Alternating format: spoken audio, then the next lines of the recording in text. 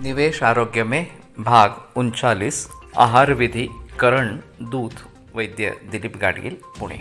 तो हम दूध की बात कर रहे थे। नैसर्गिक शुद्ध स्वरूप में हमें दूध मिलना चाहिए और ये भारत में तो उपलब्ध है क्योंकि इतनी बड़ी इंडस्ट्री इसके बारे में बनी नहीं है और बहुत सारे किसान दूध का भी इस प्रकार के व्यवसाय करते हैं। तो बात यह है कि भारत में फिर भी ये मौजूद है। सिर्फ बात यह है कि विदेशों में ये मिलना काफ़ी मुश्किल है। फिर भी अमेरिका में कैलिफोर्निया में क्लेयर फार्म्स नैसर्गिक फॉर्म में दूध बेचती थी। ये करीबन 10 बरस पूर्व की बात है, अभी का मुझे पता नहीं है। तो नैसर्गिक फॉर्म में नैसर्गिक स्वरूप में ही दूध को मिलना वास्तव में आवश्यक है और वही हमारे लिए लेना जरूरी है। अब इससे आगे जाकर A1 और A2 मिल्क ये 2 कैटेगरीज अभी सामने आई है। होल्स्टीन या जर्सी इस प्रकार की काऊ का संकरीकरण देसी गायों से किया गया और उसको A1 माना गया। बाद में ये सिद्ध हुआ कि ये A1 दूध पीने से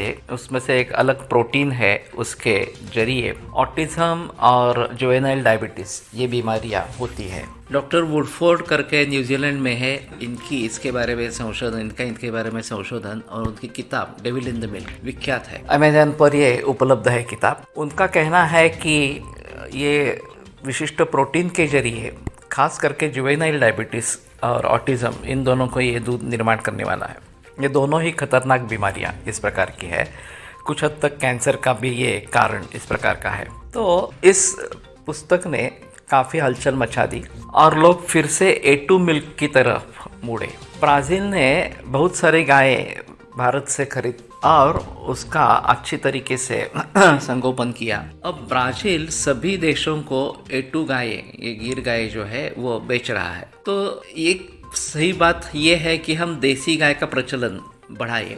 उसमें गिर गाय ज़्यादा दूध देती है इसलिए उसका प्रचलन बढ़ गया। लेकिन अगर देसी गाय का दूध उपलब्ध नहीं है तो भैंस या बकरी का दूध जो A2 में गिना जाता है वो लेना बेहतर ऑप्शन है। फिर भी गाय के दूध से बुद्धिवर्धन स्मृतिवर्धन वगैरह ये थोड़ी ज़्यादा अच्छी बातें हैं और इसलिए देसी गाय का दूध मिलता है तो वो सबसे अच्छा ऑप्शन है। वो नहीं मिलता है तो भैंस का या बकरी का दूध लेना बेहतर है। अभी विदेशों में बकरी का दूध उपलब्ध हो रहा है लेकिन ये मालूम नहीं कि ये नैसर्गिक रीति से बकरी का पोषण होता है या उसको भी कुछ हार्मोन्स वगैरह इस प्रकार के देते हैं। लेकिन बकरी का दूध अभी काफ़ी प्रचलन में आ गया है। तो वास्तव में ऐसा होना चाहिए कि देसी गाय का ही प्रचलन बढ़ना चाहिए तो हम इसके समस्या के ऊपर काबू पा सकते हैं। दूसरी इससे भी गंभीर समस्या है कि भारत में कृत्रिम दूध जो साबुन वगैरह इस प्रकार से केमिकल्स से बनाया जाता है उसका काफ़ी बड़ी मात्रा में प्रचलन है,